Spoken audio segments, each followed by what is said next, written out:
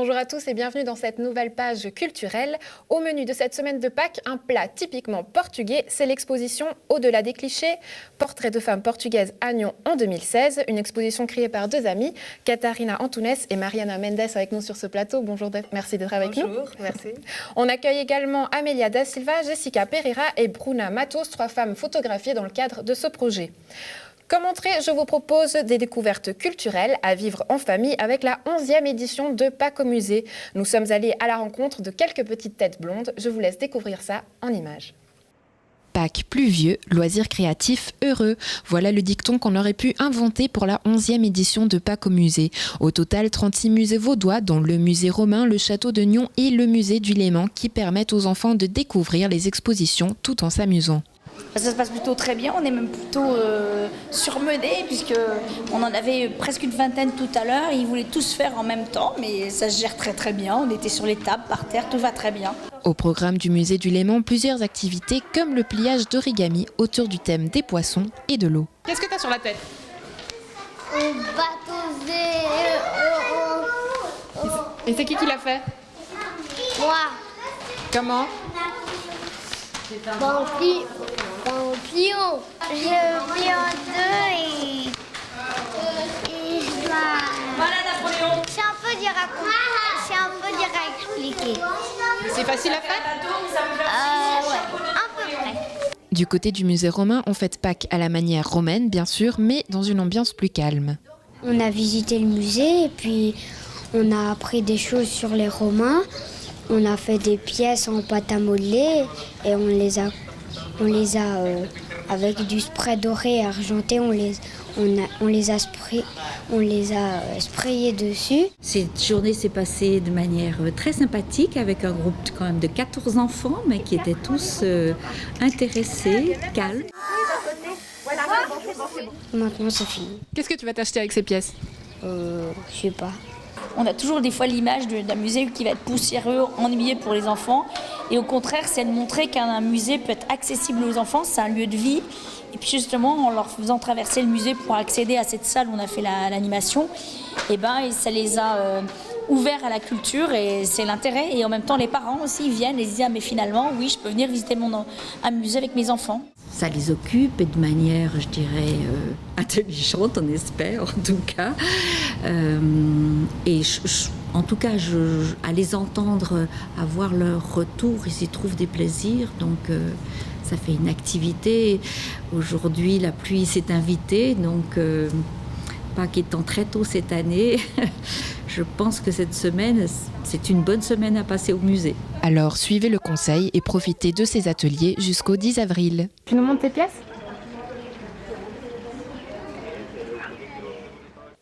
Place maintenant à notre invité d'honneur, le Portugal. On en parle avec mes 4 invités. Mariana Mendes, comment est-ce qu'on fête Pâques au Portugal?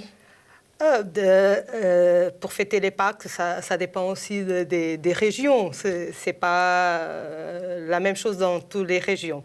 Mais c'est une fête religieuse et surtout c'est une fête de la famille. Tout le monde se met ensemble, toute la famille ensemble pour manger aussi les spécialité de Pâques, les amandes, c'est typique. On a des amandes avec du sucre, du chocolat, avec tout grillé, sans être grillé. Plein de choses. Si vous êtes là aujourd'hui, c'est pour nous parler de votre exposition, justement, Au-delà des clichés portraits de femmes portugaises. Une exposition que vous avez mise sur pied avec l'aide d'une amie, Catarina Antunes, on l'a dit avant, et des photographes Nadir Mogdad et Carla Silva. Pourquoi avoir voulu mettre en place cette exposition?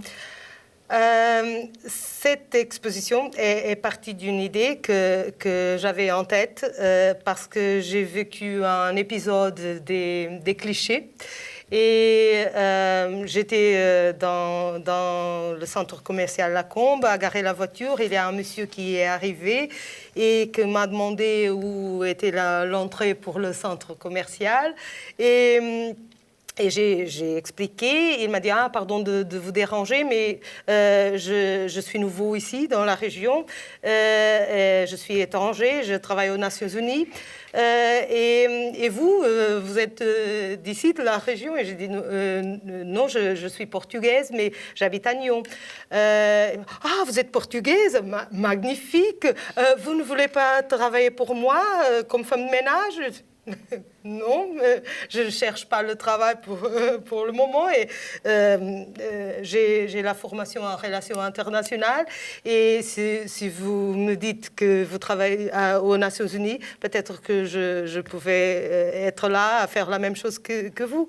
Ah, pardon, mais parce qu'aux Nations Unies, tout le monde dit que les femmes portugaises sont les meilleures femmes de ménage qu'il y a.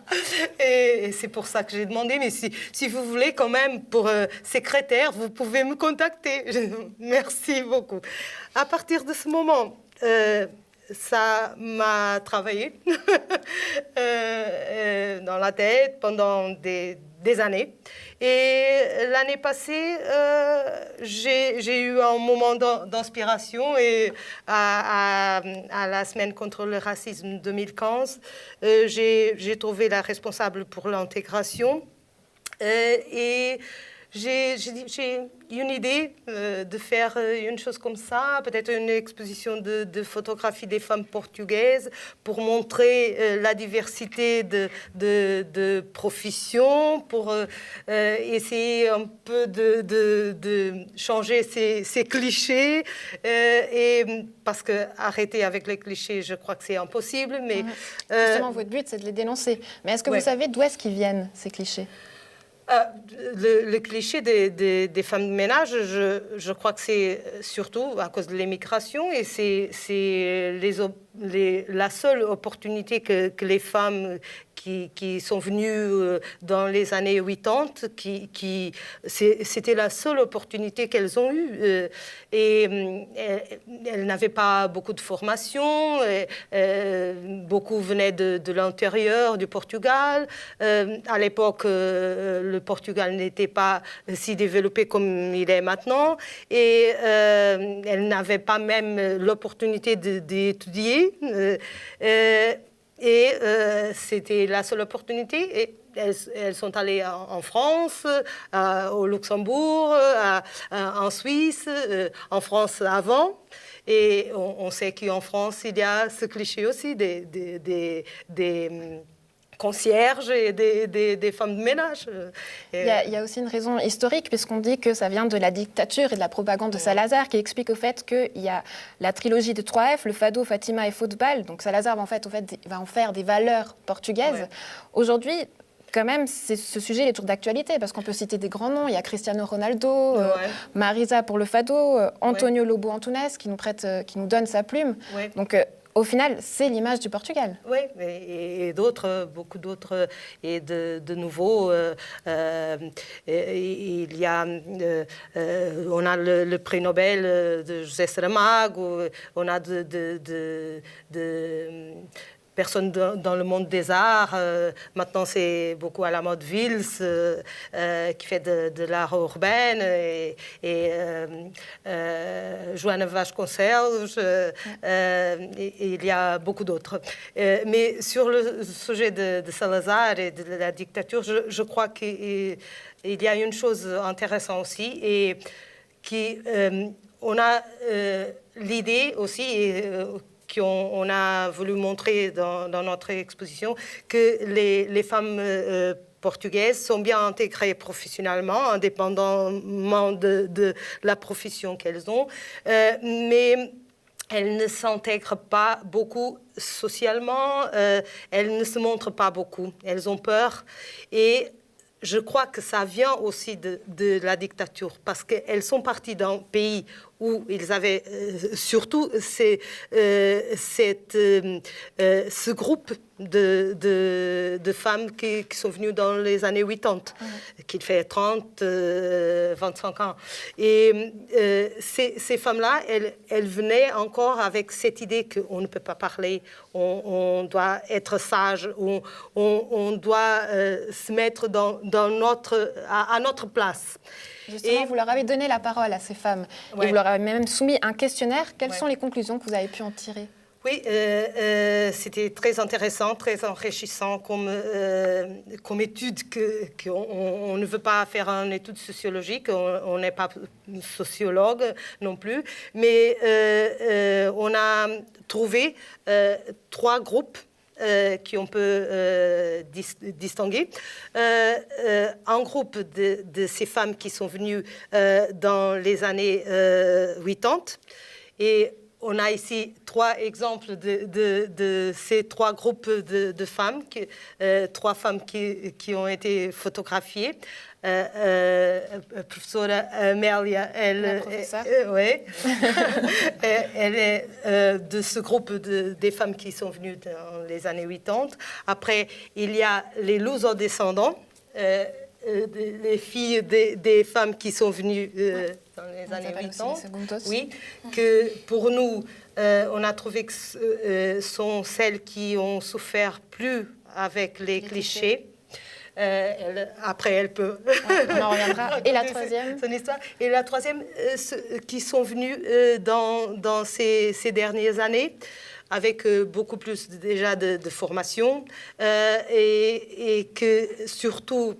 parce que la Suisse, maintenant, a un manque de techniciens de santé. Et plutôt qualifiés. Oui. Vous, est-ce que vous n'aviez pas peur, justement, de véhiculer ce cliché, puisque l'exposition, vous la mettez aux portes de Nyon, à la micro. Et on associe souvent la portugaise avec la caissière. Mais c'est très intéressant ça aussi, parce que ça a fait partie aussi de notre projet, de montrer quelles sont les compagnies ici en Suisse qui ont embauché plus de femmes portugaises.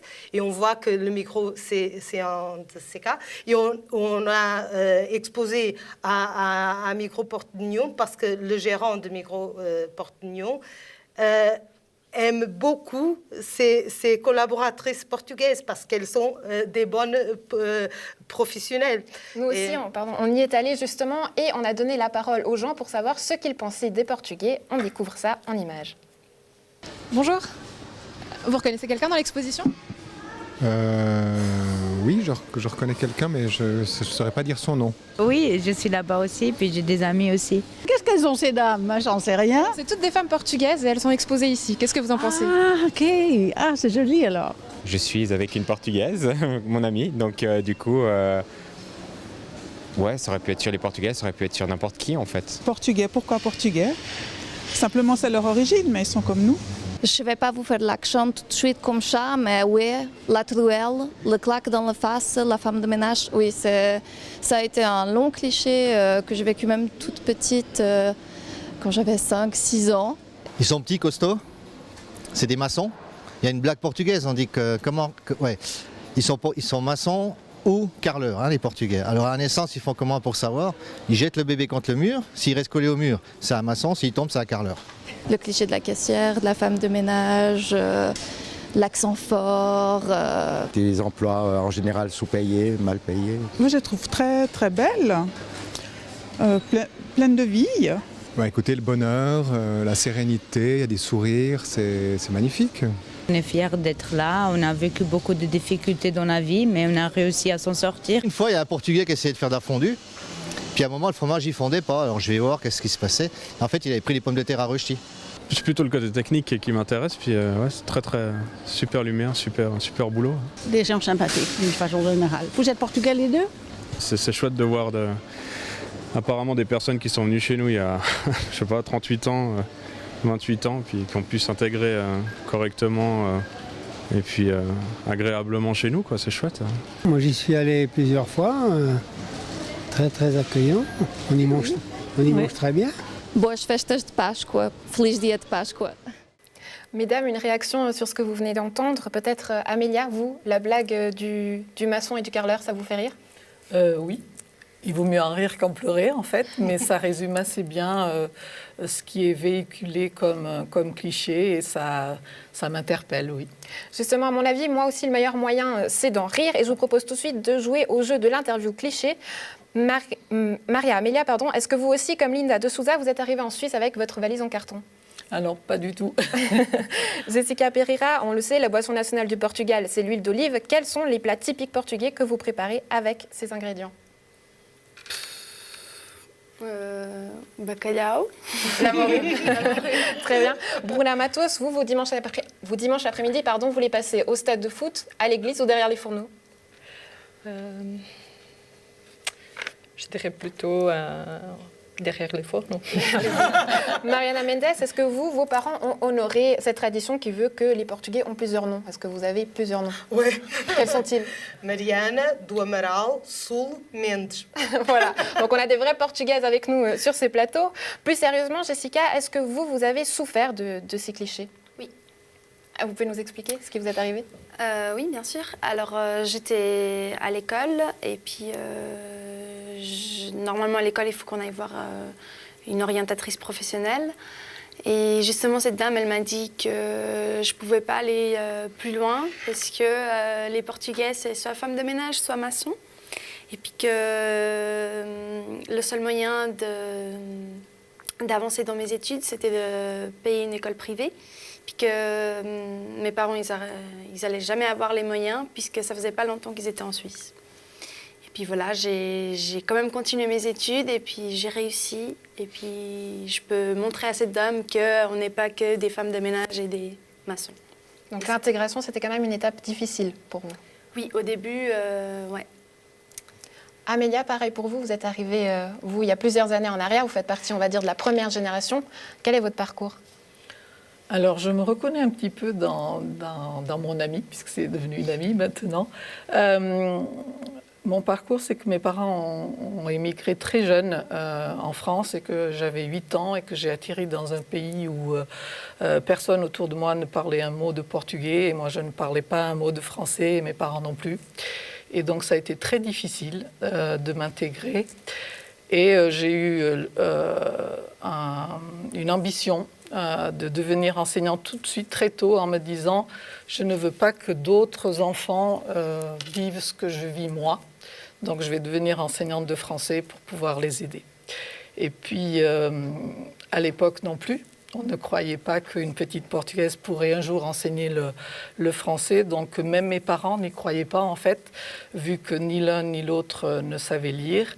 Et je me suis battue tout le long. J'ai fait plusieurs années dans la même année. J'ai fait plusieurs classes dans la même année. J'ai travaillé plus dur que n'importe qui pour y arriver. Et mes parents sont retournés au Portugal. Et je me suis formée au Portugal, en fait, en tant qu'enseignante de langue étrangère pour les Portugais. J'y ai enseigné pendant 2 ans. Et puis... la vie suivant son parcours, j'ai rencontré l'amour et je suis arrivée en Suisse, j'avais 22 ans et mon diplôme ne me permettait pas d'enseigner le français en Suisse. Donc j'ai fait du ménage, j'ai été gouvernante pendant 18 ans dans une maison.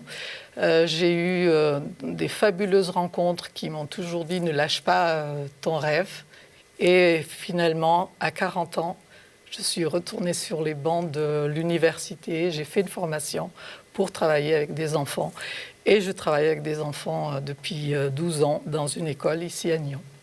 Justement, ces rêves, Bruna, on dit que les Portugais aujourd'hui peuvent les vivre en Suisse parce qu'il y a une nouvelle génération qui arrive, c'est celle dite qualifiée. Vous en faites partie. Est-ce que vous estimez que ça a changé pour les Portugais aujourd'hui ? Ça commence à changer de plus en plus, mais les clichés sont toujours présents. Ma génération qui vient d'arriver, moi, ça fait 5 ans, je trouve qu'ils ne sont pas trop présents, mais il y a quand même. On entend de temps en temps des clichés, un peu partout. Pourquoi avoir voulu faire participer à cette exposition ? Je trouve que c'est un très beau projet, c'est très intéressant, il faut encourager. Moi, je suis toujours...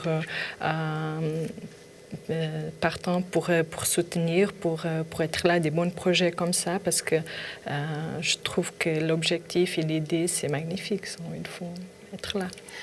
Il y a un cliché personnellement que je trouve très beau et très poétique, c'est celui du mal du pays, la saudade, comme on dit chez nous. Est-ce que vous pensez, c'est le cliché qui expliquerait pourquoi les Portugais y retournent toujours chez eux. Dans l'avenir, vous pensez retourner, Amélia ? J'y retourne régulièrement parce que j'ai de la famille.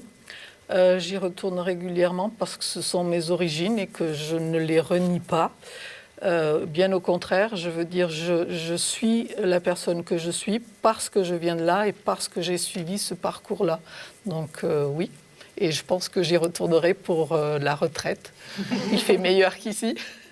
Jessica, vous qui êtes plus jeune, vous partagez aussi cet avis? Oui, j'y vais aussi souvent, en tout cas une fois par année en été, bien sûr, parce qu'il fait chaud là-bas. Et moi, je ne peux pas dire comme Amélia que je retournerai à la retraite. Il me manque encore un bout, donc je ne sais pas. Peut-être oui, peut-être non, je ne sais pas. Voilà. Alors, affaire à suivre. Quant à nous, on se retrouve tout prochainement pour de nouvelles aventures culturelles et on salue le Portugal, bien sûr. À bientôt.